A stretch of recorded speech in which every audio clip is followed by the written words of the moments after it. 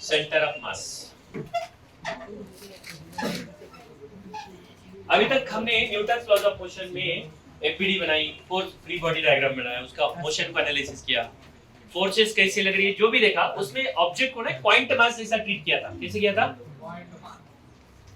लेकिन अगर ऑब्जेक्ट बड़ा है, डिस्ट्रीब्यूटेड मास है, तो फिर उसका मोशन एनालिसिस कैसे करेंगे? न्यूटन का लॉज कौन से पॉइंट के लिए अप्लाई करेंगे?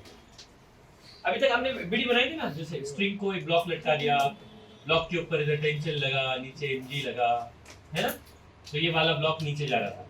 ये सब ये इक्वेशन जब लिख रहा था मैं, नीचे mg minus T is equal ma लिख रहा था, तो ये जो इक्वेशन हमने लिखा, हमने इसको ऐसा ट्रीट करके लिखा कि छोटा सा एक पॉइंट है, एक छोटा सा मास, एक छोटा सा पॉइंट ऑब्जेक्ट ट्रीट कि जैसा ट्रीट करके हमने इक्वेशन लिखा उसके लिए, बराबर है। लेकिन what if the object is in a large size, बड़ा डिस्ट्रीब्यूटिव मास है, तो यहाँ पर कहीं पर भी इसके ऊपर मान लो फोर्स लग रहा है, तो इसका पूरा मास है मान लो, राइट, यहाँ पर कहीं तो भी फोर्स लगा, तो मुझे न्यूटन का दूसरा नियम क्या बोलता है? Force is equal mass of the object into acceleration. तो इस फार्मूले से जो मैं एक्सेलरेशन निकालूंगा, क्या ये जो एक्सेलरेशन सारे पॉइंट के लिए सेम होगा क्या? सबका एक्सेलरेशन इतना ही होगा क्या? नहीं होगा क्या सारे? देखो ना, इसके ऊपर मान लो स्मूथ सरफेस पे एक ऐसा एक मान लो एक फ्लैट ऑब्जेक्ट है, इसी शेप में, मान लो इस शेप में एक ऑब्जेक्ट है और स्मूथ सरफेस पे रखा, और यहाँ पर मैंने फोर्स लगाया। आपको क्या लगता है ये क्या होगा? ये ऑब्जेक्ट ऐसा सीधा सीधा जाएगा या फिर ये घूमेगा भी? आपको क्या लगेगा? मतलब ये जो लाइन है थोड़ी देर के बाद ऐसी होगी, है ना, ये ऐसा होगा। फोर्स मैंने ऐसे ही लगा रहा, मान लो ये लाइन ऐसी होगी, तो इसका मतलब ये है कि भैया देखो, ये वाला पॉइंट यहाँ पर आया, इसको ये बोलेंगे, इसको बी बोलेंगे, बी पॉइंट यहाँ पर आया, ये पॉइंट यहाँ पर आया, बी यहाँ का पॉइंट इधर आया, किसने ज्यादा डिस्टेंस ट्रैवल किया? और ये ने थोड़ा सा कम किया। तो आपको क्या लगता है, इसका एक्सेलरेशन और इसका एक्सेलरेशन सेम है कि अलग अलग है? सेम डायरेक्शन में है क्या? ये देखो, ये इधर भी जा रहा और आगे भी जा रहा कि नहीं? मतलब ये कहीं और जा रहा, मतलब क्या कोई तालमेल है क्या? क्या सारे के सारे पॉइंट सेम एक्सेलरेशन से जा रहे हैं? क्या सारे के सारे पॉइंट सेम डायरेक्शन में जा रहे हैं?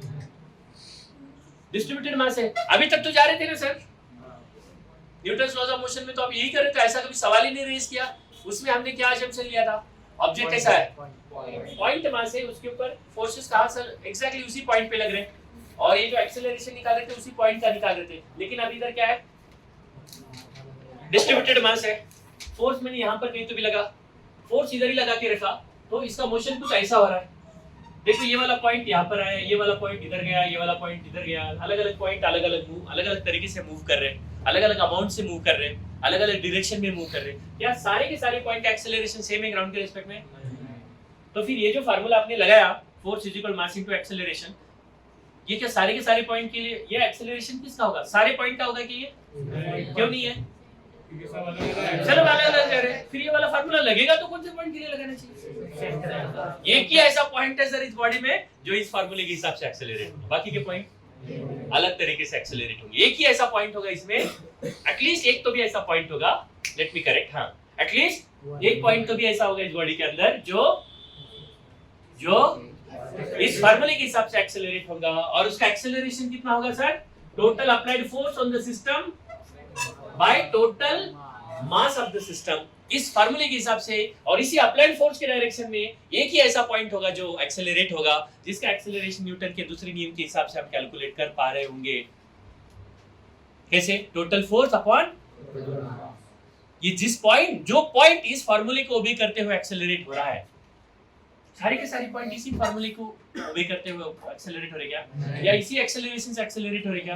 आप क्लियरली देख सकते हो, ये अलग एक्सेलरेट हो रहा है, ये अलग एक्सेलरेट हो रहा है, अन्य पॉइंट अलग अलग डायरेक्शन में अलग अलग अमाउंट से एक्सेलरेट हो रहे। तो फिर ये वाला एक्सेलरेशन होगा किसका सूत्र? जिसका भी होगा ना, उसी को हम क्या बोलेंगे? और एक ही ऐसा पॉइंट होगा, एटलीस्ट एक ऐसा पॉइंट होगा जो अप्लाइड फोर्स की डायरेक्शन में क्या हो रहा है? एक्सेलरेट होगा। और एक ही ऐसा पॉइंट होगा, एटलीस्ट एक ऐसा पॉइंट होगा जो जिसका एक्सेलरेशन हम दे सकते हैं टोटल फोर्स अपॉन टोटल, यानी वो पॉइंट न्यूटन सेकंड लॉ को ओबे करते हुए चल भी रहा, एक्सटर्नल फोर्स के डायरेक्शन में एक्सेलरेट भी हो रहा, और उसका एक्सेलरेशन क्या हो रहा? Total force upon. इसका मतलब वो पॉइंट ऐसे चल रहा है कि खुद ही क्या है? टोटल क्या है? मतलब वो पॉइंट ऐसे चल रहा है कि खुद ही क्या है? क्यों टोटल मास है जैसा ऐसा फील कर रहा हूं पॉइंट? क्योंकि उसका एक्सेलरेशन कैसा हो रहा है? टोटल फोर्स अपॉन, इसका मतलब वो पॉइंट ऐसे चल रहा है कि खुद ही क्या है? पूरे बॉडी का। उस पॉइंट को क्या बोला जाता है? मतलब ऐसा पॉइंट बॉडी के अंदर जहां जिसको घमंड है क्या कि सारे बॉडी का मास क्या है? वो खुद ही है। वो ऐसे चल रहा है, सच में है क्या उसको मास? नहीं, वो ऐसे चल ही ऐसा रहा है कि पूरे बॉडी का मास स्वयं कैरी कर रहा है। कैसे पता चल रहा है स्वयं कैरी कर रहा है बोलते? एक्सेलरेशन जब ढूंढ रहा हूं तो ऐसा एक्सेलरेशन क्या आ रहा है? टोटल फोर्स अपॉन, इसका मतलब वो पॉइंट ऐसे चल रहा है, उसका एक्सेलरेशन कितना रहा? टोटल फोर्स अपॉन टोटल मास। इसका मतलब वो पॉइंट ऐसे चल रहा है कि वो पूरे बॉडी का क्या है? मास है। The point in the body where total mass of the system seems to be present, seems to be at is known as what? Center of mass. और ऐसे बड़ी वाली बॉडी में कहीं पर भी फोर्स लगाओ तो F इज इक्वल ma को यूज करके directly external force upon total mass is equal acceleration जो होगा वो सारे पॉइंट का होगा, या किसी भी पॉइंट का ढूंढ सकते हैं, या फिर केवल एक ही पॉइंट का ढूंढ सकते हैं? एक ही पॉइंट का ढूंढ सकते हैं। समझ में आई मेरी बात? एक ही पॉइंट का, और वो पॉइंट कौन सा है? अलग अलग पॉइंट अलग अलग डायरेक्शन में मूव करेंगे, लेकिन एक ऐसा पॉइंट होगा बेटा जो अप्लाइड फोर्स की डायरेक्शन में क्या होगा? एक्सेलरेट होगा, और उस पॉइंट को क्या बोलेंगे? सेंटर ऑफ मास। इसका मतलब आगे जाके डिस्ट्रीब्यूटेड मासेस के केसेस में अगर आपको मोशन को, ट्रांसलेटरी मोशन को जब भी एनालिसिस करना है, क्या ट्रांसलेटरी मोशन को एनालिसिस करना है, तो कौन से वाले पॉइंट का डायरेक्टली मोशन हम पढ़ सकते हैं? मतलब न्यूटन लॉस को यूज करके डायरेक्टली कौन से वाले पॉइंट का एक्सेलरेशन हम ढूंढ सकते हैं? जिस पॉइंट का भी आप ढूंढ सकते हैं ना, वो पॉइंट को क्या कहेंगे? क्या बोलेंगे? Total force upon total mass is equal to acceleration. ये जो होगा फार्मूला वो कौन से पॉइंट के लिए एप्लीकेबल होगा? मेरे को कोई भी आइडेंटिटी पॉइंट का ढूंढना है एक्सेलरेशन तो नहीं ढूंढ सकता, डायरेक्टली तो नहीं ढूंढ सकता। कैसे ढूंढना पड़ेगा? पहले सेंटर ऑफ मास के पास बैठ के करो। नहीं, पहले सेंटर ऑफ मास का निकालो और फिर सेंटर ऑफ मास के रिस्पेक्ट में ये वाला पॉइंट कैसा मूव कर रहा है वो निकालो। तो फिर इन दोनों को क्या करेंगे? सुपर इंपोज करेंगे। तो मेरे को इसका मोशन किसके रिस्पेक्ट में आएगा? ये हम रोटेशन में पढ़ेंगे, उसके लिए अभी वक्त है। फिलहाल ओवरऑल आइडिया क्या है? अभी एक बेसिक आइडिया क्या है? सेंटर ऑफ मास मतलब क्या? बोलो बोलो। किसी भी वाकड़ी तिकड़ी ऑब्जेक्ट है उसके ऊपर फोर्स लगा तो अलग अलग पॉइंट अलग अलग अमाउंट से एक्सेलरेट होंगे, अलग अलग डायरेक्शन में होंगे, उनका मोशन भी कॉम्प्लिकेटेड होगा। लेकिन ये कैसा पॉइंट होगा सर जो अप्लाइड फोर्स की डायरेक्शन में एक्सेलरेट होगा, और उसी का एक्सेलरेशन कितना होगा? टोटल फोर्स अपॉन टोटल मास। यानी वो पॉइंट ऐसे चल रहा कि पूरे बॉडी का मास क्या है? वो खुद है। उस पॉइंट को क्या बोल रहे हैं? इसका मतलब बड़े वाले ऑब्जेक्ट के लिए F is equal to ma इस फार्मूले से केवल हम कौन से पॉइंट का एक्सेलरेशन ढूंढ सकते हैं? तो ये जो इक्वेशन है, हमने जो अभी तक इक्वेशन बनाए न्यूटन्स लॉज ऑफ मोशन में, वो इक्वेशन एक्चुअल में कौन से पॉइंट के लिए लगाना चाहिए था? अगर बड़ी बॉडी होती तो, छोटी बॉडी है तो फिर वो पॉइंट ही खुद सेंटर ऑफ मास बन रहा था, इसलिए आपको अलग से पढ़ने की जरूरत नहीं पड़ी। बड़ी बॉडी है तो कौन से पॉइंट के लिए लगाने का फार्मूला? फोर्स का इक्वेशन आज के बाद याद रखना, ये जो शब्द बोल रहा हूँ, फोर्स का इक्वेशन कौन से पॉइंट के लिए लिखने का? फोर्स का इक्वेशन आज के बाद, हाँ बोलो, कौन से पॉइंट के लिए लिखने का? सेंटर ऑफ मास के लिए लिखने का। समझ में आया? तो और एक दूसरी बात मैं आपको बताता हूँ। अगर मान लो ये सेंटर ऑफ मास, ये सेंटर ऑफ मास बॉडी का कहाँ रहता, कैसे होगा, कैसे निकाला जा सकता, बाद में देखेंगे। अगर सेंटर ऑफ मास पे एग्जैक्टली अगर हमने फोर्स लगाया ना, सेंटर ऑफ मास पे अगर एग्जैक्टली हमने फोर्स लगाया ना, तो बॉडी घूमेगी नहीं, सीधी सीधी जाएगी। सेंटर ऑफ मास के अलावा कहीं और लगाया, यहाँ कहीं तो भी लगाया तो क्या होगा बेटा? अभी भी सेंटर ऑफ मास किधर एक्सेलरेट होगा? किधर एक्सेलरेट होगा? अप्लाइड फोर्स के डायरेक्शन में जाएगा। बाकी के पॉइंट कैसे भी मूव करने दो, लेकिन ये पॉइंट ऐसा होगा जो लेगेसी कंटिन्यू करेगा न्यूटन सेकंड लॉ की। बोलो कौन सा वाला पॉइंट? सेंटर ऑफ मास अभी भी किधर एक्सेलरेट हो रहा है? इधर इधर ही जाएगा, राइट? लेकिन सेंटर ऑफ मास के अबाउट में ये पूरी बॉडी क्या होती जाएगी? ऐसा गोल घूमेगी। मतलब बॉडी का मोशन क्या होगा? ऐसा गोल घूमेगा। और सेंटर ऑफ मास क्या होगा? ऐसा सेंटर ऑफ मास अभी आगे आगे एक्सेलरेट होगा, रेस्ट ऑफ द बॉडी क्या होगी बेटा? ऐसी गोल घूमेगी। तो बॉडी घूमेगी कब नहीं? पूरा का पूरा फोर्स कहाँ लग रहा होगा? सेंटर ऑफ मास पे लगा तो घूमेगा नहीं, कहीं अन्य पॉइंट पे लग रहा होगा तो सेंटर ऑफ मास अभी भी फोर्स की डायरेक्शन में एक्सेलरेट होगा, और रेस्ट ऑफ द बॉडी क्या होगी? ऐसी गोल घूमेगी। समझे कि नहीं समझे? किसके अबाउट में गोल घूमेगी? जैसे एक बारात जा रही है, दूल्हा आगे चल रहा है, दूल्हे के बाजू में उसके बाराती क्या हो रही, नाच रहे, और दूल्हा आगे आगे जा रहा है, तो क्या होगा? दूल्हा सीधा जा रहा, दूल्हे के आगे आजू बाजू में क्या कर रहे सब लोग ऐसे गोल गोल नाच रहे, तो सेंटर ऑफ मास की बारात है वो। क्या ये सेंटर ऑफ मास सीधे जा रहा है, उसके अबाउट में सारे पॉइंट गोल गोल घूम रहे। तो मुझे एक बात बताओ, कहने का मतलब ये है कि अगर आप कोई भी बॉडी है उसके ऊपर किसी भी पॉइंट के पास फोर्स लग रहा है, कोई भी पॉइंट के पास फोर्स लग रहा है, तो total force is equal mass into acceleration में एक्सेलरेशन सिर्फ किसका निकाल पा रहे हो डायरेक्टली आप, जिस पॉइंट का निकाल सकते हो वो कौन सा है, कोई भी आएरे गए पॉइंट का आप डायरेक्टली एक्सेलरेशन निकाल नहीं सकते। हाँ एग्जैक्टली अगर फोर्स आपने सेंटर ऑफ मास पे लगाते हो बॉडी कैसी जाएगी, तब सीधे जाएगी, ट्रांसलेटरी मोशन में जाएगी। कहीं अन्य पॉइंट पे लगाओगे तो सेंटर ऑफ मास अभी भी उसी फोर्स की डायरेक्शन में एक्सेलरेट होगा और रेस्ट ऑफ द बॉडी किसके अबाउट में गोल गोल घूमते जाएंगे। ये सारा इस चीज का एप्लीकेशन हमको रोटेशन मोशन में आएगा बेटा, क्योंकि हर वक्त हम इसको डील करेंगे आगे जाके, आपको यूज टू हो जाएगा ये जस्ट अभी इंफॉर्मेशन के तौर पे। तो भी थोड़ी सी एलिमेंटरी आइडियाज तो भी आपको सेंटर ऑफ मास के बारे में क्या आ रही है, क्या समझ रहे हो?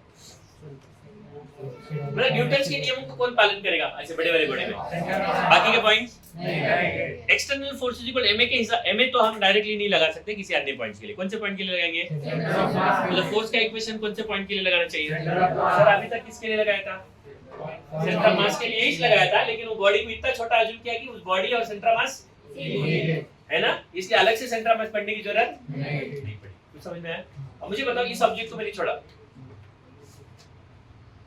घूमता क्या नहीं, इसका मतलब कौन सा फोर्स लग रहा है इसको, कौन सा फोर्स लग रहा है, घूम नहीं रहा, इसका मतलब फोर्स कहां पर लग रहा है, कहीं अन्य पॉइंट पे लगा होता तो ये नहीं समझ में आया सर।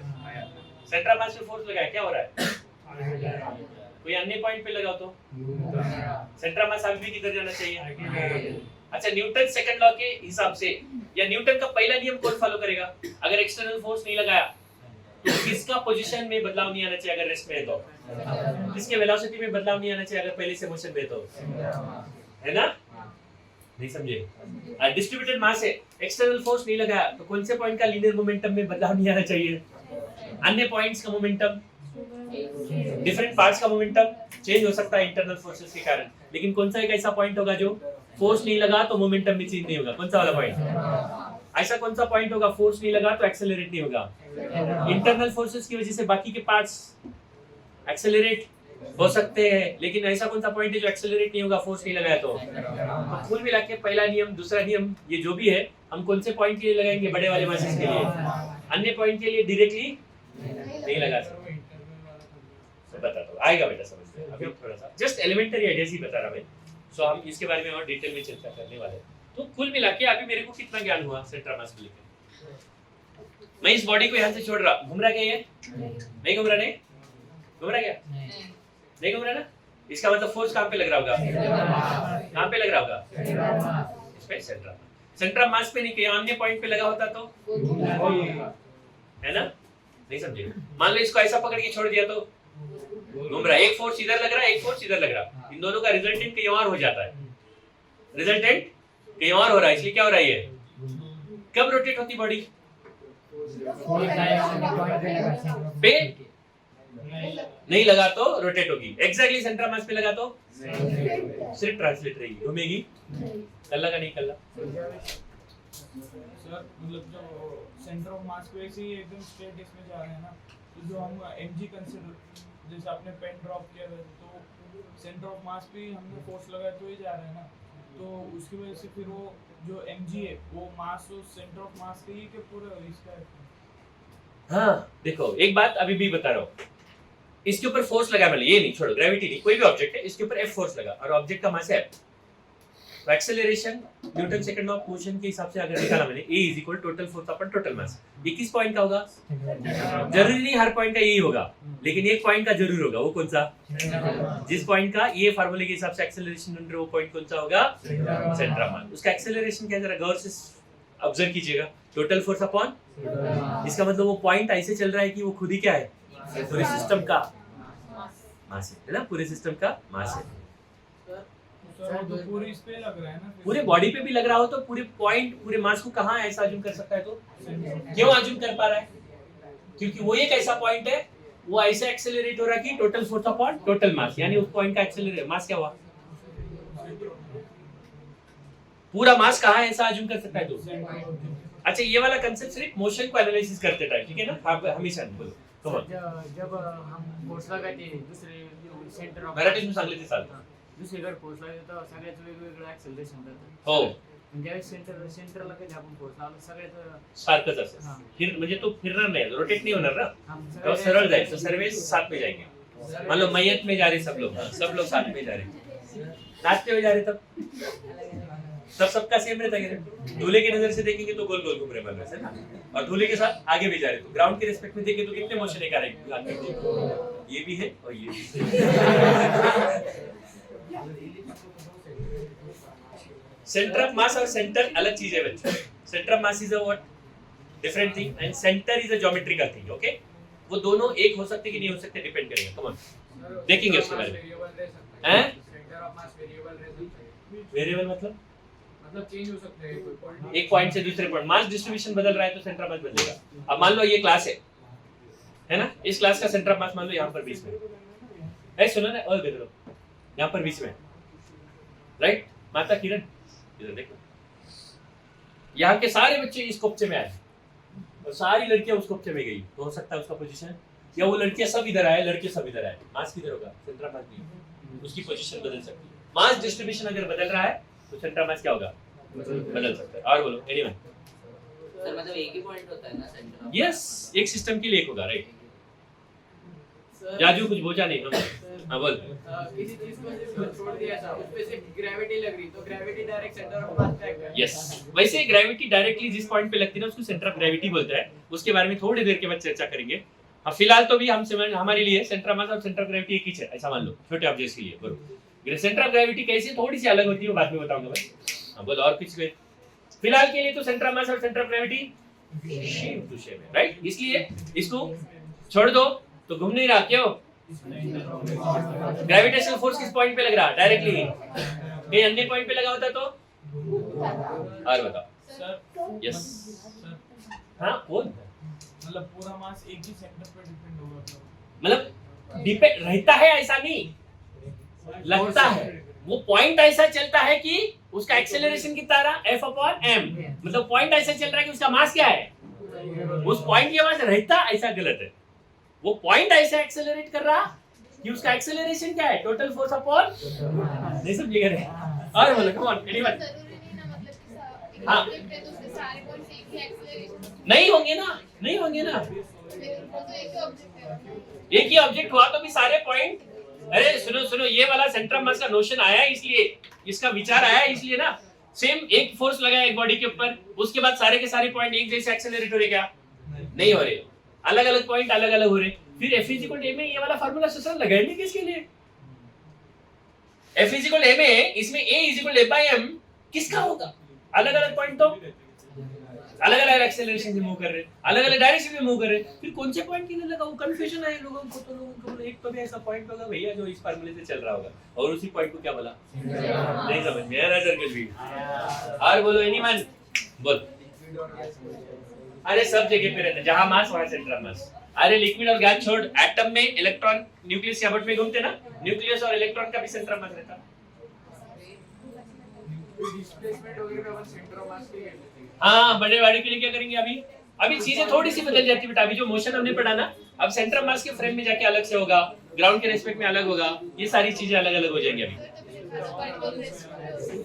हाँ तो रेस्ट में है तो सेंटर ऑफ मास भी रेस्ट में है. जो सेंटर ऑफ मास का एक्सेलरेशन रहेगा वो ओवरऑल सिस्टम का जरूरी नहीं ना, अलग अलग पॉइंट का अलग-अलग अलग अलग होगा, वही सेंटर ऑफ मास का होना जरूरी नहीं. लेकिन सिस्टम का एक्सेलरेशन मतलब सेंटर ऑफ हाँ, ऐसा समझो सेंटर ऑफ मास रिप्रेजेंटेटिव है सिस्टम का. खासदार है, खासदार. बोला. सर तो इसका कितना पानी रहा, यहाँ पे फोर्स लगा है, ये पार्ट तो इधर ही.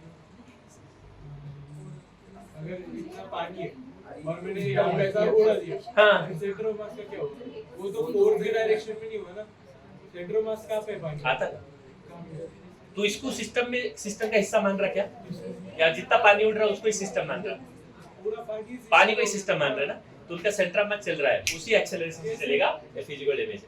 और पानी की इंडिविजुअल निकल रहे ना. हाँ ना, तो मास किसको कहाँ तक सिस्टम कंसीडर कर रहा है उसके हिसाब से तेरा ये भी बदलाव आएगा. समझेगा देख। सर मैं को मालूम आया तेरा क्वेश्चन क्या है, ये इतना पानी है ना, तूने सिर्फ इतने वाले पार्ट को मूव करवाया, ये चलन में आया और ये मान लो चलन में नहीं है। अगर तू इसको अगर मैं सिस्टम का हिस्सा नहीं मानूंगा तो मेरा यही सिस्टम होगा, तो इसका सेंटर मास कहीं और होगा और उसका एक्सेलरेशन कुछ और होगा। अगर मैं इस पूरे सिस्टम को अगर ये माना तो इसका सेंटर मास कहीं और होगा, क्या होगा, कहीं और होगा, और वो वाला पॉइंट किसी और कोई और एक्सेलरेशन से एक्सेलरेट होगा, लेकिन फार्मूला वही लगेगा, होगा, ठीक है ना, सेंटर ऑफ मास एक्सेलरेट होगा। ये एक्सेलरेटर का मतलब ये वाला पॉइंट नहीं चल रहा, ऐसा नहीं है, चलेगा, आपको दिखाऊंगा, मतलब वो पॉइंट चलेगा पर पानी नहीं चलेगा, राइट। और दूसरी बात, सेंटर ऑफ मास के पास मास होना जरूरी नहीं है, सेंटर ऑफ मास के पास सच में मास होना जरूरी नहीं है। फिर मास, आप तो क्या बोल रहे थे सर, ऐसा पॉइंट जहाँ पे पूरे बॉडी का मास है ऐसा लग रहा, कैसे क्या लगा आपको है बोल के, वास्तव में है ऐसा लग रहा है, ऐसा लग रहा है आपको है बोल के, क्यों लग रहा है बोल के, वो पॉइंट ऐसे चल रहा, वो पॉइंट ऐसा चल रहा कि उसका एक्सेलरेशन कितना है, मतलब उस पॉइंट का मास क्या हुआ, m मतलब, तो इसलिए वो पॉइंट चल इसलिए ऐसा रहा कि उसका सुनो रे, वो पॉइंट चल ऐसा रहा कि उसका एक्सेलरेशन कैसे निकाला जा रहा है, टोटल फोर्स अपॉन, इसलिए उस पॉइंट का मास कितना मान रहे हैं हम, हालांकि उस पॉइंट में वास्तव में मास हो या ना भी, समझे कि नहीं समझे, क्यों मास है बोल रहे हैं उस पॉइंट को उतना, क्योंकि उस पॉइंट का एक्सेलरेशन कैसे कैलकुलेट किया जा रहा, टोटल फोर्स अपॉन, इसका मतलब उस पॉइंट का मास क्या है, टोटल मास के बराबर, इसलिए उसका पॉइंट मास कितना अज्यूम कर रहे हैं। तो सेंटर मास का डेफिनेशन में क्या रहता, the point where the total mass of the body seems to be present, ये थोड़ा सा मिसलीडिंग है ना, तो ऐसा चलना चाहिए, the point which moves such that it is carrying total mass of the body, है ना, ये करेक्ट स्टेटमेंट होना चाहिए ना, वो ऐसे चलता है कि खुद क्या है सिस्टम का टोटल मास है, वो चलता है ऐसा है कि खुद ही क्या है, आपण ही पूरे सिस्टम का मास है ना, समझे की नाही समजे, ऐसा कोण चलता, कसं काय मग कळलं तुला की असं चालतो म्हणून, आपण कॅल्क्युलेशन केल्यावर आपल्याला कळतं की त्याचा एक्सेलरेशन कसा येतोय, टोटल फोर्स अपॉन टोटल मास, मतलब वो पॉइंट ऐसा चल रहा है कि खुद ही क्या है पूरे सिस्टम का मास है, इस सेंस में लो इसको, तो समझ में नहीं समझे, कळला का रे, लिहून देऊ काही, काय लिहिलं यार, यार हाँ बोल, सेंटर ऑफ मास के पास मास होना जरूरी है,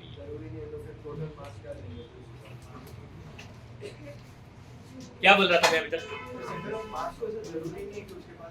हाँ मैं क्या बोल रहा था अभी, उसका एक्सप्लेनेशन में मैं आपको क्या बोला, वहां पर सच देखो डेफिनेशन थोड़ा सा मिसलीडिंग इसलिए लगता है, what do you mean by centre of mass, the point where the total mass of the body seems to be present, seems to be present बोला, प्रेजेंट होना जरूरी नहीं है, लेकिन ये मिसलीडिंग इसलिए कि भैया आपको ऐसा लगने लगता है कि पूरे बॉडी का मास वहीं पे है, ऐसा नहीं है, क्यों, वो बॉडी वो सही वास्तव में कैसे समझ में आना चाहिए, ऐसा पॉइंट फोर्स लगाने के बाद ऐसा चलता कि उसका एक्सेलरेशन कितना है, टोटल फोर्स अपॉन, इसका मतलब फोर्स लगाने के बाद ऐसा चलता कि खुद ही सिस्टम का क्या है, अपने आप को क्या मान रहा, एक्सेलरेशन तो इस तरह से उसका आ रहा है कि टोटल फोर्स अपॉन टोटल मास है, मतलब ऐसा चल रहा है कि खुद ही सिस्टम का क्या है, मास है, ऐसा चल रहा कि खुद ही सिस्टम का क्या है, वो मास है, वास्तव में वहां पर मास है कि वो चल ऐसा रहा है कि वो खुद ही सिस्टम का क्या है, मास, ये कशावरून वाटला तुम्हाला, जब उसका एक्सेलरेशन कैलकुलेट किया गया तो ऐसा फील हो रहा है टोटल फोर्स अपॉन टोटल मास है उसका एक्सेलरेशन, मतलब वो ऐसा चल रहा है कि खुद ही क्या है सिस्टम का, या उसके पास सच में मास है, वो चल ऐसा रहा कि खुद ही क्या है, कि वास्तव में उसके पास मास है, हाँ जी, अगर वेइंग मशीन पे कुछ रखा अपन तो अपने को सेंटर ऑफ मास का वेट मिलता है कि वो बॉडी का वेट मिलता है, ये क्वेश्चन इररिलेवेंट है तेरा, सर बॉडी का ही मिलता, कोई चीज को जब फोर्स देके छोड़ा और वो फोर्स ग्रेविटी से कम रहा तो वो ग्रेविटी उसको ओवरकम करके द सेंटर ऑफ मास पे आती है, ए सुनो बोल, क्या बोल रहे तुम, कुछ चीज को अपन ने फोर्स दी और फिर छोड़ा और वो ग्रेविटी से कम अगर फोर्स रहेगा तो फिर वो ग्रेविटी का फोर्स उसको ओवरकम करके फिर से सेंटर ऑफ मास पे आके फोर्स लगेगी ना। अच्छा पहले घुमा ऐसा बोला हाँ कहीं अन्य फोर्स घुमा तो उसको एंगुलर वेलोसिटी आएगी हाँ और एक बार ओमेगा आया है ना, फिर वो ओमेगा भी अपने अपने अपने आप को चेंज नहीं करता, उस उधर एक इनर्शिया आता है, उसको मोमेंट ऑफ इनर्शिया बोलते हैं। ओमेगा को कोई भी ऑब्जेक्ट अपने आप चेंज वंस ओमेगा आया तो उसको रोकने वाला चीज टॉर्क होती है, वो अगर नहीं आया उसके ऊपर तो अपने ओमेगा को नहीं बदलेगा। वैसे जैसे जब तक उसको जो भी ओमेगा डेवलप हो ना उसी ओमेगा से घूमते घूमते आएगा नीचे। खैर ये समझ में आएगा बेटा आगे जाके तेरे को। मतलब वो फिर एक बार फोर्स देने के बाद वो रहेगा फोर्स। हाँ रहेगा ना, एक बार फोर्स देके किसी ऑब्जेक्ट को वेलोसिटी दे दो और फोर्स रिमूव करो। एक ऑब्जेक्ट को फोर्स देके वेलोसिटी दे दो उसको, जब तक फोर्स लगा रहे हो तब तक उसकी वेलोसिटी बड़ी और एक वेलोसिटी है उसके बाद फोर्स गायब कर दिया, क्या वेलोसिटी बाद में गायब हो जाएगी या उसका इनर्शिया उस वेलोसिटी को पालन करते हुए उसी मेंटेन करके लेके जाएगा?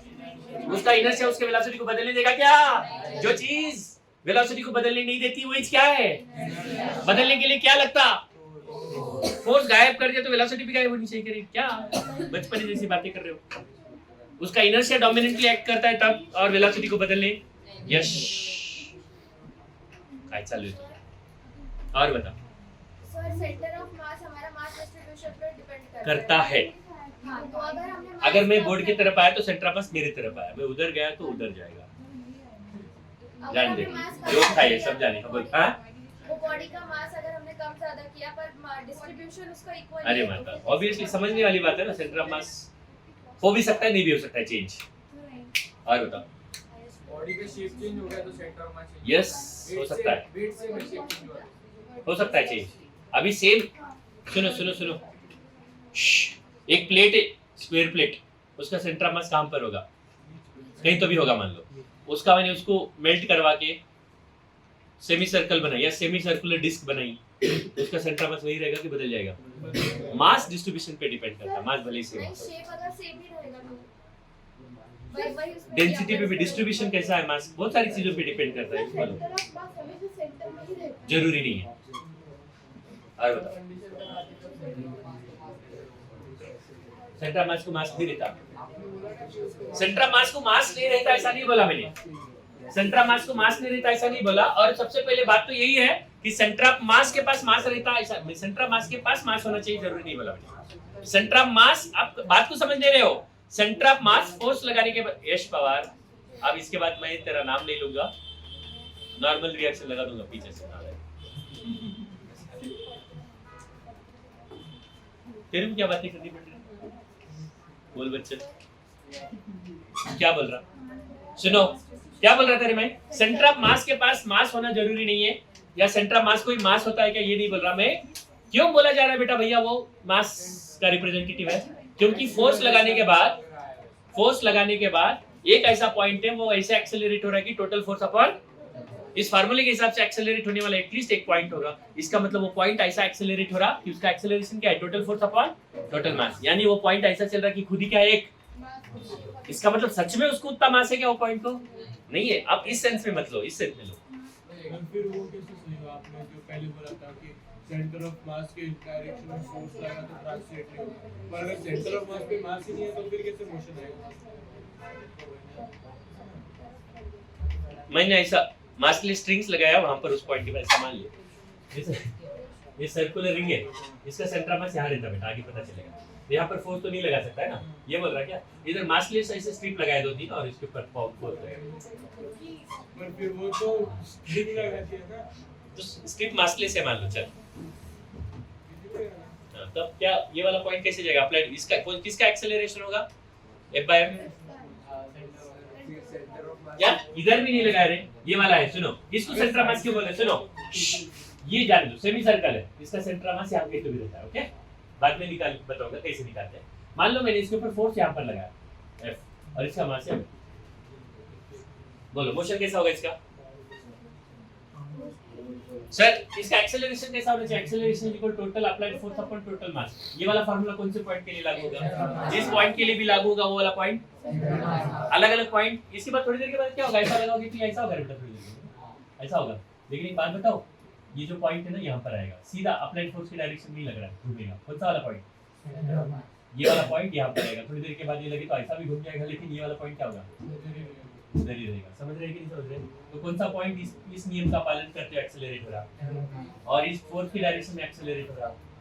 बाकी के सारे पॉइंट देख रहे हैं, यहाँ का पॉइंट इधर आया, घूम रहा है कि नहीं घूम रहा है, वाला पॉइंट इधर आता है, क्या हो रहा है, देखो यहाँ का पॉइंट इधर आया और यहाँ का पॉइंट इधर आ रहा है, अन्य पॉइंट्स क्या हो रहे हैं, घूम रहे हैं, और उनका एक्सेलरेशन भी अलग है, वैल्यू भी अलग है, डायरेक्शन भी अलग है, सब कुछ अलग है सोच रहा, लेकिन एक पॉइंट ऐसा है वो ऐसे चल रहा है कि खुद ही क्या है पूरे बॉडी का, इसलिए उस पॉइंट को क्या बोल रहे हैं, सेंटर ऑफ मास के पास मास रहता कि वो ऐसे चलता कि खुद मास है, इसलिए हम क्या बोल रहे हैं, the point where the total mass of the body seems to be present रहता, बोल रहा है नहीं रहा, सीम्स टू बी, और किस कॉन्टेक्स्ट में बोला है सीम्स टू बी प्रेजेंट, सच में रहता इसलिए नहीं, या सच में वहां पर मास है लगता ऐसा भी नहीं, वो पॉइंट चलता ऐसा कि उसका एक्सेलरेशन क्या होता है, टोटल फोर्स अपॉन, इसका मतलब वो पॉइंट चलता ऐसा है कि उसका खुद का मास क्या है, पूरे बॉडी के मास के बराबर है, समझ लो। सर अगर सेंटर ऑफ मास की पोजीशन चेंज होता है बाद में देखेंगे, रिलेवेंट नहीं है फिलहाल तो, है ना सर। ये एक्सपेरिमेंटल बेसिस पे के सेंटर ऑफ मास नहीं रात में किसी को सपने में आया, उसके दूसरे दिन थ्योरी दिया, अरे डे टू डे ऑब्जर्वेशन से लिखा गया, ये सारी बातें निकाली गई, है ना, क्या फार्मूला से अजम्पशन क्या नहीं, अजम्पशन नहीं, हमने जब भी मोशन एनालिसिस करने की कोशिश की तो मेरे को फोर्स लगाने, मेरे पास क्या था, मोशन को एनालिसिस करना है, कितना डिस्प्लेसमेंट कर रहा कोई भी पॉइंट या उसकी वेलोसिटी क्या आ रही है, उसके लिए मेरे को एक्सेलरेशन ढूंढना पड़ा, और एक्सेलरेशन ढूंढने की कोशिश की तो फोर्स लगाया कहीं भी वाकड़े तिकड़े जगह पे, तो F = ma के फार्मूले से फोर्स लगा रहा था, लेकिन सारा ये जो आ रहा था वो किसका एक्सेलरेशन ये नहीं समझ में आ रहा था, बार बार मैंने कोशिश करके दी ये वाला फार्मूला लगा के, यार कौन सा पॉइंट के लिए लगाऊं, कौन से पॉइंट के लिए लगाऊं, कौन से पॉइंट के लिए, ये जब सोच आई दिमाग में तो तब समझ में आ रहा है यार कोई भी पॉइंट के लिए नहीं लगा सकता, एक ही पॉइंट है जो इस फार्मूले के हिसाब से एक्सेलरेट रहा, उसी को क्या बोला गया बाद में, तो किसका हम डायरेक्टली निकाल रहे हैं, ये common day to day life की ऑब्जर्वेशन है जो मैथमेटिक्स के फॉर्म में आ रही है बेटा, जो हम फिजिक्स का पढ़ना या कुछ भी पढ़ना मतलब क्या है, ये मैथमेटिक्स जो लगा रहे हैं, नेचर पहले से अपने आप में मैथमेटिकली रची गई है, उसके मैथ्स को समझना ही साइंस है जो हम समझते जा रहे हैं, समझ रहे ना, ये कैसे पता चला, मैंने जब भी फोर्स लगाया किसी भी पॉइंट का मैं निकाल नहीं पा रहा हूँ, जब फोर्स निकाला तो एक ही पॉइंट है जो भैया क्या फोर्स की डायरेक्शन में एक्सेलरेट हो रहा, और वो F/m से एक्सेलरेट हो पा रहा है, तो न्यूटन का नियम सच में गलत है कि सही है, ये भी कंफ्यूजन आया होगा लोगों को, लेकिन यार कंफ्यूज गलत है ऐसा लग रहा है, लेकिन एक पॉइंट है जो वैलिड कर रहा है, वो भी करते हुए चल रहा है, उस पॉइंट को क्या बोला गया, ये डे टू डे हमारा कॉमन ऑब्जर्वेशन है, वो उसके हिसाब से हमारी थियरीज डेवलप हुई है ना, तो ऐसे मुंह उठा के किसी को लगा और लिख दिया ऐसा नहीं है, देश का कानून नहीं है उसने उसको लगा इसलिए ऐसा लिख दिया, नहीं, ये कुछ भी नहीं है, ये कोई ग्रंथ नहीं है, कुछ भी लगा उसको, कहानी नहीं है, उसको उसके मन में जो भी ख्याल खुला हुआ है उसने वो लिख दिया, नहीं, ये ऑब्जर्वेशन है, वर्षों से किए हुए ऑब्जर्वेशन से जो हमने उसको एक स्ट्रक्चराइज्ड फॉर्म दे दिया, समझ रहे हो ना, तो कोई भी चीज ऐसे ही पढ़ी क्या हमने, ये टेक्स्ट में जो पढ़ रहे हो, मैं बोलता हूँ ना फिजिक्स क्या है, डे टू डे लाइफ का एक्सपीरियंस है, एटलीस्ट मैकेनिक्स तो भी हुआ है बेटा, अब हम किताबें से कभी नहीं पढ़ने का फिजिक्स, एटलीस्ट मैकेनिक्स तो भी किताबों से नहीं पढ़ने का, किताबों के बाहर से पढ़ो, मैंने अभी तक भी पढ़ा है क्या, कुछ भी किताब से बताओ, कोई किताब लेके लाया, क्वेश्चन भी मैं नहीं पढ़ा था किताब से, मेरे को याद है सब कुछ, छोड़ो, खैर वो बात होगी, वो भी नहीं, मैं किताबों से या किताब का टेक्स्ट कभी मिला आपको, या किताबों की भाषा में कोई मैंने कंसेप्ट पढ़ा है आपको, नहीं, ये मैंने ऑब्जर्व किया है, जो मैंने डे टू डे लाइफ में एक्सपीरियंस किया है वही मैं आपको पढ़ा रहा हूँ, तो ये भी क्या है, एक्सपेरिमेंटली प्रूव किया ऐसा नहीं है, ये हमारा ऑब्जर्वेशन है नेचर के प्रति, वही हमने उसको फॉर्मुलेट किया, राइट, चलो लिखेंगे कुछ, लिखो बेटा, सेंटर ऑफ मास,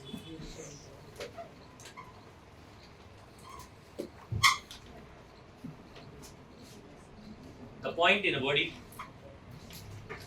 आइंदा आगे आने वाले चैप्टर्स में फोर्स का इक्वेशन कौन से पॉइंट के लिए लिखने का, एक बड़ा लंबा सा रॉड है उसके ऊपर फोर्स लगाया, F = ma, resultant force = mass into acceleration, acceleration किसका लेगा, सेंटर ऑफ मास, कोई भी आएगा पॉइंट का, राइट, क्या लिख रहे हो, the point in a body which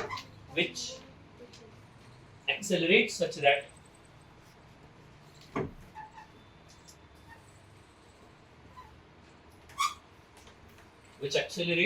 that ये जरा म्यूट कर सकते हैं, which accelerates such that, next, body के अंदर सेंटर ऑफ मास कहाँ रहता है, कैसे लोकेट करने का, सीधा बैठ रहे, कहाँ बैठा है, तो क्लास में बैठा है, घर पे बैठा है, फैला के बैठ गया पूरा।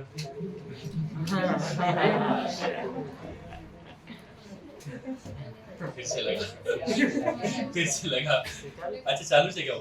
अच्छा सुनो, सेंटर ऑफ मास की पोजीशन कैसे लोकेट करने का जरा समझने की कोशिश करो बच्चा। वैसे सेंटर ऑफ ग्रेविटी जिसको बोलते हैं, जहां पर ग्रेविटेशनल फोर्स जिस पॉइंट पे लगता है ना उसको सेंटर ऑफ ग्रेविटी बोलते हैं। उसके बारे में आगे चर्चा करेंगे।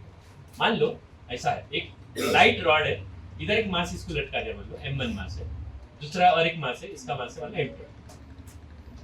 मान लो यहाँ कहीं तो भी मैंने इसको अटैच किया, ऐसा पाइवोट किया, क्या बोलते हैं इसको? पाइवोट किया बोलते हैं इसको, राइट? और इसको हिंज किया, पाइवोट किया, यहाँ पर ऐसा पाइवोट किया कि ये ना नीचे आ रहा ना ये नीचे आ रहा। तो हम बोल सकते हैं कि भैया ये क्या पर, ये पूरा का पूरा मास कहाँ पर प्रेजेंट बोलेंगे आप? ये वाले पॉइंट पे। इसलिए पूरे मास को ये इधर वाला रिएक्शन क्या करे, नॉर्मल रिएक्शन बैलेंस करे, ऐसा बोल सकते हैं, है ना? ये क्या है इसका? एक्चुअल में सेंटर ऑफ ग्रेविटी है, लेकिन मैं यहाँ पर सेंटर ऑफ मास भी बोल सकता हूँ उसको, छोटी बॉडी इसलिए ये सेंटर ऑफ मास है। तो सर अगर ये दोनों मासेस बराबर बराबर रहते तो यू नो वो तराजू का काटा है, वो एग्जैक्टली बीच में कब पकड़ना पड़ता बैलेंस होने के लिए? इधर का मान बराबर है ना, तो बीच में आ जाता। लेकिन मान लो ये वाले मास को मैंने कम कर दिया, इधर मैंने इधर इसके ऊपर मास बढ़ाया, तो क्या करना पड़ेगा? इस डांडी को किधर सरकाना? ये पाइवोट जो है किधर सरकाना पड़ेगा, इधर या इधर? क्या लगता है आपका? इंट्यूशन बताओ, इंट्यूशन। मतलब जिधर मास ज्यादा है उधर दूरी कम होनी चाहिए, ऐसा लगता है सेंटर ऑफ मास से, और जिधर मास कम है उधर दूरी, ऐसा लग रहा है क्या? हाँ या नहीं बताओ? पक्का? इसका मतलब है ये दूरी को मान लो r1 बोलता हूँ, ये मास अगर है, इस दूरी को मैं r2 बोलता हूँ। तो इसका मतलब ये अगर मेरा सेंटर ऑफ मास है तो मास कम हो गया ना, तो ये दूरी को मेरे को क्या करना पड़ेगा? मास अगर बढ़ाया तो दूरी को क्या करना पड़ेगा? और मास दूरी बढ़ाया तो मास, ताकि बैलेंसिंग पॉइंट रही है ना, यानी ये सेंटर ऑफ मास रहना है। तो लग रहा है कि आपको ऐसा थोड़ा बहुत? यस पवार, नहीं लग रहा? तो एक रूल यहाँ पर बनाना चाह रहा हूँ मैं, अगर ये सेंटर ऑफ मास बना है तो क्या होता है? ये दूरी बढ़ी तो मास कम होगा, या मास कम होगा तो ये, और ये मास बढ़ाया तो दूरी को, इसके ऊपर और मास रख दिया मैंने तो बैलेंसिंग पॉइंट ये नहीं होगा ना, ये नीचे जाएगा। तो क्या करना पड़ेगा? थोड़ा सा इसको और आगे। इसका मतलब सेंटर ऑफ मास किधर शिफ्ट हो रहा है? बड़े वाले मास की तरफ या छोटे वाले मास की तरफ? तो सेंटर ऑफ मास कभी भी किधर रहता है? जहां पर ज्यादा मास कंसंट्रेट होता है ना, उधर रहता है। आपके क्लासरूम का मास, सेंटर ऑफ मास कहां पर होगा? वर्धन मेरी तरफ नहीं देखेगा, वर्धन की तरफ है। वेदांत और वर्धन और आदित्य को इधर खड़ा कर देंगे हम, तो हमारा मास तो नेग्लिजिबल है बात। तो सेंटर ऑफ मास किधर आ जाएगा? पर्सनली मत लेना आदित्य, ऐसे एकदम प्रश्न चिन्ह दिख रहा है तेरे चेहरे पे।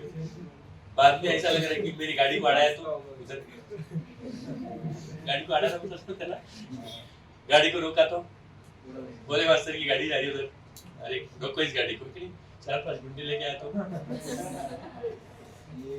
ऐसा नहीं करेगा आदित्य, मेरे को मालूम है। चलो ठीक है ना, समझ में आएगा बेटा? ये सेंटर ऑफ मास किधर शिफ्ट होता है? बड़े मास। तो कुछ तो भी एक मैथमेटिकल नियम हम बनाने की कोशिश करते हैं, जो सेंटर ऑफ मास के डिस्ट्रीब्यूशन के बदलने से सेंटर ऑफ मास का पोजीशन भी बदल रहा होगा। उस बदलाव को पहचानने के लिए मेरे को ऐसा लगता है सर, मास अगर बढ़ गया ना, इसका मास और परपेंडिकुलर ये जो डिस्टेंस है ना, उसका जो प्रोडक्ट है m1 r1 और इसका m2 r2 सेम होना चाहिए। ऐसा लगता है क्या होता है? क्योंकि m बढ़ा तो ये दूरी को क्या करना पड़ेगा? कम करना। m इज इनवर्सली प्रोपोर्शनल, तो m एयर कांस्टेंट होना चाहिए, ऐसा लगता है मेरे को। तो इसका मतलब क्या लगना चाहिए? अगर सेंटर ऑफ मास है तो m1 r1 किसके बराबर होना चाहिए? राइट? ये r1 r2 कहां से ली हुई दूरी है बेटा? तो देखो बेटा, एक्चुअल में क्या है? ये r1 इसकी पोजीशन वेक्टर है, क्या है? पोजीशन वेक्टर है, और m1 इसका मास है। तो मास को उसके पोजीशन वेक्टर से अगर मैं मल्टीप्लाई कर रहा हूं तो इसको हम बोलते हैं बेटा मोमेंट ऑफ मास। क्या बोलते हैं? क्या चीज है बेटा ये? Moment of mass of m1। हाँ, कहां से लिया गया ये मोमेंट ऑफ मास? ये रेफरेंस बेस्ड वेक्टर है, मतलब किसी के रेफरेंस के रिस्पेक्ट में ली जाती है। कहां से? Moment of mass of m1 with respect to COM। COM मतलब हाँ, वैसे ही हाँ बोलो। और ये क्या होगा बेटा? m2 r2 बार क्या होगा? What is this? Again what is this? Moment of mass of m2 with respect to. अच्छा मुझे एक बात बताओ, ये दोनों एक दूसरे के इक्वल भी है और अपोजिट भी है, बराबर है ना? ये देखो यहां से लिए ना, ये वेक्टर इधर है, ये वाले वेक्टर इधर है, दोनों का मैग्नीट्यूड भी सेम है, डायरेक्शन भी अपोजिट है, तो यकीनन उनका एडिशन क्या होगा? गलत।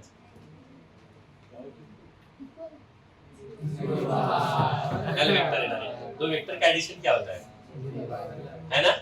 ऐसा होना चाहिए, होना चाहिए। एक नियम बन गया। देखो इसको अगर मैं जनरलाइज करने की कोशिश करूं, यहाँ पर दो पार्टिकल थे तो दोनों का मोमेंट ऑफ मासेस का सम क्या होना चाहिए? 0। कहां से लिया गया मोमेंट ऑफ मासेस का सम? अगर मान लो किसी सिस्टम में बहुत सारे मासेस है, इधर एक मास है m1, इधर का मास है m2, इधर का मास है m3, इधर का मास है m4 और ये सबका सेंटर ऑफ मास मान लो ये है, तो इसका पोजीशन वेक्टर है r1 बार, इसका पोजीशन वेक्टर है r2 बार, इसका पोजीशन वेक्टर है। ये कहां से, किसकी, कौन से रेफरेंस से लिए गए हम? ये सारे पार्टिकल का एरिया अगर ये सेंटर ऑफ मास है r1 बार, r2 बार, r3 बार, r4 बार, ये जो है पोजीशन वेक्टर्स है किसके? इन डिस्क्रीट मासेस के। क्या है? पोजीशन वेक्टर्स है। तो मैं क्या लिख सकता हूं सर? m1 r1 बार, पहले वाले के moment of mass, this is what moment of mass of first particle taken from दूसरे का, तीसरे का, सबका 0 बार। हाँ, सबका एडिशन क्या होना चाहिए? इसको मैं ऐसे लिख सकता हूँ सर, mi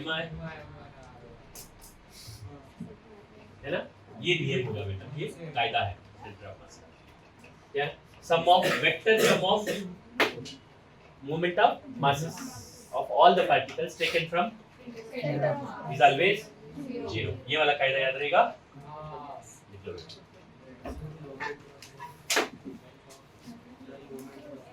मोमेंट ऑफ मास मतलब क्या रे? What do mean by moment of मास? किसी भी मास को पोजीशन वेक्टर से मल्टीप्लाई करेंगे किसी पॉइंट के रेस्पेक्ट में तो उसको क्या बोलेंगे? Moment of mass of that mass with respect to that position, that reference. तो कौन से रेफरेंस से मोमेंट ऑफ मासेस का सम 0 होगा? देखो बेटा, for any distributed system, note लिखना वेरी इंपॉर्टेंट हो, for any distributed system, for any distributed system, for any distributed system, the vector sum of moment of masses of all the particles, vector sum of all the particles, vector sum of moment of masses of all the particles taken from, कहाँ से लिया गया? गजला नहीं करता, taken from center of mass। सो रहा था क्या? taken from center of mass is 0 vector है ना? ये लिख लो। इससे हम पता कर सकते हैं बेटा सेंटर ऑफ मास को लोकेट कैसे करें।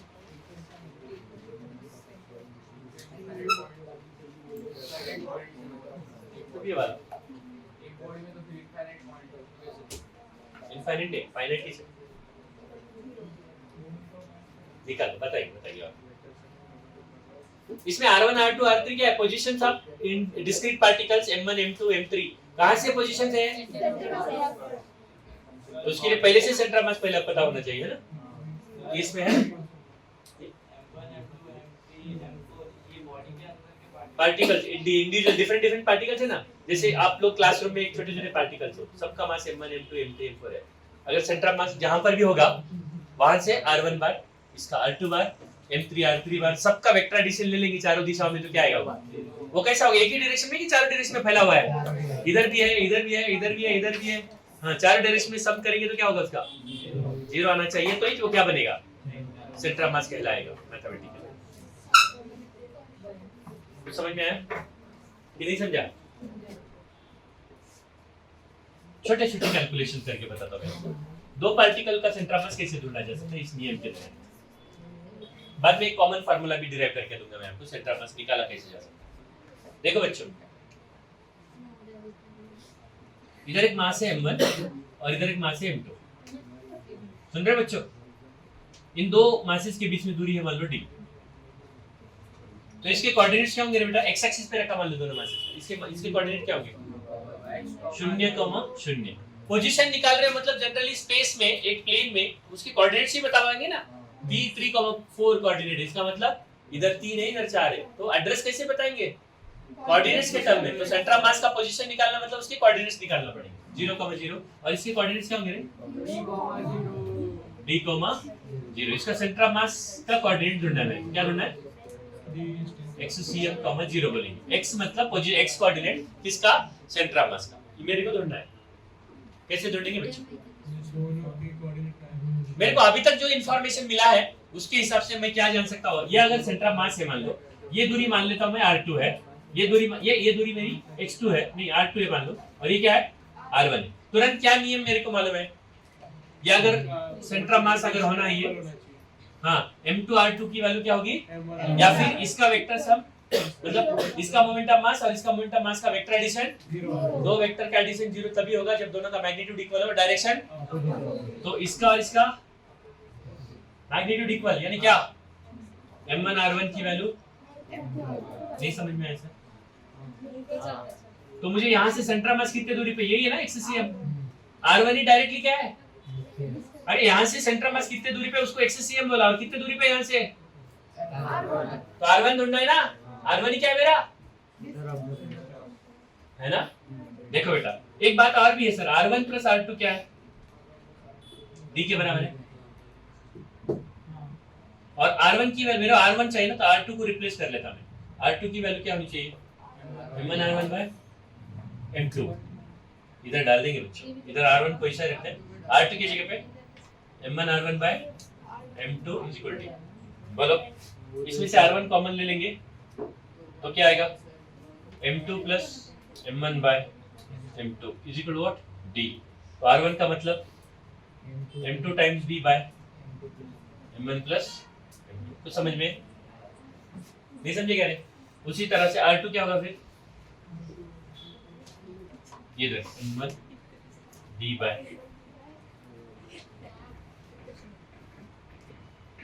ये समझे? कैसे लगाएगा बता? डिस्टेंस फार्मूला लगा के कुछ भी नहीं बोलने का रे, कुछ तो भी सेंस रखने का, अपने जो बोल रहे हो उसमें ज्योमेट्रिकल लेंथ नहीं निकाल रहा हूं, मास से रिलेटेड है, सेंसिटिव इशू है। डिस्टेंस फार्मूला लगा के कैसे निकालेगा बता? बोल ना। कोऑर्डिनेट पता है तो दूरी निकाल सकता हूं, मेरे को कोऑर्डिनेट्स ही चाहिए, दूरी नहीं। चल ये समझा? नहीं समझेगा रे? ये मैं डायरेक्ट एक फार्मूला डिराइव करके देता आपको कोऑर्डिनेट्स के टर्म में। कोऑर्डिनेट्स अगर पता चल गया तो डायरेक्ट सेंटर ऑफ मास कैसे निकालते हैं, बार बार ये सब करने की जरूरत नहीं है। एक लड़कियों बातें क्यों कर रहे हो? बैक चलो, क्या डाउट है? चलो, हाइड्रोजन क्लोराइड जानते हो? इनके बीच में बॉन्ड लेंथ कितना रहता है?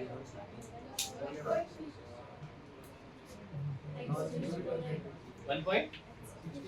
मान लो 1.2 एंगस्ट्रॉम रहता है, मुझे नहीं मालूम है, मैं ले रहा हूँ, हाइपोथेटिकल है, मुझे कोई याद नहीं, याद रखना मेरी जरूरत भी नहीं है। ओए बात मत कर बे। इसका मास अगर मैंने m पकड़ा तो इसका मास कितना रहता है? 17 m लगभग। बोलो हाइड्रोजन से इस सिस्टम का सेंटर मास कहां पर होगा? हाइड्रोजन से कितनी दूरी पे हाइड्रोजन क्लोराइड का सेंटर मास होगा बताओ? वाह वाह वाह वाह, वेरी गुड, क्लोरीन के नजदीक होगा, बराबर है ना, बड़े मास के करीब नहीं रहता। तो हाइड्रोजन से कितनी दूरी पे होगा ये बताओ? यदि हाइड्रोजन क्लोरीन के बीच में दूरी 1.2 एंगस्ट्रॉम है, मुझे नहीं मालूम, इतनी रेडी नहीं रहने, जस्ट मैं एक हाइपोथेटिकली ले, ये सेम फार्मूला लगा सकते हो? नहीं लगा सकते? क्या लगा सकते हो? इसके कोऑर्डिनेट, इसको ओरिजिन मानेंगे बेटा 0,0, इसके कोऑर्डिनेट क्या होंगे? 1.2, 0। बोलो ना सर, ये दूरी अगर ये R1 है तो R1 का फार्मूला क्या है? R इंटू कौन सा मास लेना पड़ता? Upon m plus 17। नहीं समझा सर क्या किया? अरे ये वाला फार्मूला लगाया, दूसरे का मास इंटू दोनों के बीच में दूरी अपॉन दोनों का मास का sum. I will make you easy this, अब या और इजी बना देंगे इसको, बैलेंस का लेक्चर खत्म हो रहा है। बोलो क्या हो गया बेटा? 17r/18, तो 17 गुणिले 1.2 एंगस्ट्रॉम बाय 18, मतलब यहाँ से कितने दूरी पे होगा बेटा? ये आधे से तो ज्यादा है ना? आधे से तो ज्यादा नहीं है, आधे से ज्यादा है, तो किसके करीब में होगा ये? हाइड्रोजन के करीब में या क्लोरीन के करीब में? H2 मॉलिक्यूल का कैसे निकालेंगे फिर? ऐसा रहता है ना H2, इसका सेंटर ऑफ मास कहां पर होगा? इसके लिए और मैथमेटिकल फॉर्मुलेशन हम करेंगे, कल के लिए एक लेक्चर में हो जाएगा हाँ, हाइड्रोजन और क्लोरीन के बीच में की दूरी r है। हाइड्रोजन से सेंटर ऑफ मास r1 दूरी पे, तो R1 ढूंढना था। चलो आज क्या केमिस्ट्री का टेस्ट है आप लोग का? सीधा बैठ, हाँ बैठिए क्लासरूम में बैठिए, थिएटर में बैठिए। गौरांगी पढ़ाई करने की नहीं करेंगे, ये समझ रहा करेंगे। Just we are talking about centre of mass, I am not teaching you, okay. आज के सर ने एक बात बोली यार, कल मेरे को दिल कुछ हुआ, मतलब as a teacher I should teach you. मेरा काम व्हाट टू टीच नहीं, मेरा काम अगर इतना हो गया, हाउ टू लर्न अगर आपको समझ में आया ना, मेरी जरूरत नहीं पड़ेगी। क्या हाउ टू लर्न, अगर आपको पता चल गया कि सीखते कैसे है, मेरा काम नहीं कि क्या सिखाना है, अगर सिर्फ मैंने आपको ये सिखाया कि सीखते कैसे है तो हो गया काम। आपको सीखना सही तरीके से सीखने को आया ना, फिर बाकी की बातें आप खुद ही सीख लोगे बेटा। अभी तक हम सीखना कैसे चाहिए यही नहीं समझा। हमको सीखना अभी तक बताओ 10वीं तक, या अभी तक भी बहुत सारे बच्चे इसी प्रोसेस में है कि भैया कैसे पढ़ो रटो वही याद करो लिखो, कभी उसको समझो फील करो, डे टू डे लाइफ में उसको कनेक्ट करो। ऐसा नहीं किया होता तो शायद पिक्चर कुछ और होता, लेकिन नहीं तो, क्योंकि हमको सीखने का ही तरीका नहीं मालूम था। अगर आपको समझ में आया कि भैया सीखते ऐसे है तो टीचर की भी जरूरत नहीं पड़ेगी, कि खुद ही सीख लोगे। तो my aim is not to impart the knowledge, my aim is to teach you how to learn. What, अरे सीखते कैसे ये सिखाना है मेरे को, बस क्या सिखाना है मेरा पार्ट नहीं है, खुद ही सीख लोगे आप। मेरा काम है आपको सीखते कैसे है ये सिखाना। चलो सीखने का तरीका बदलो जल्दी से जल्दी, अपना अप्रोच बदलो, अपना तरीका बदलो रे पढ़ने का बस। हाँ बोल।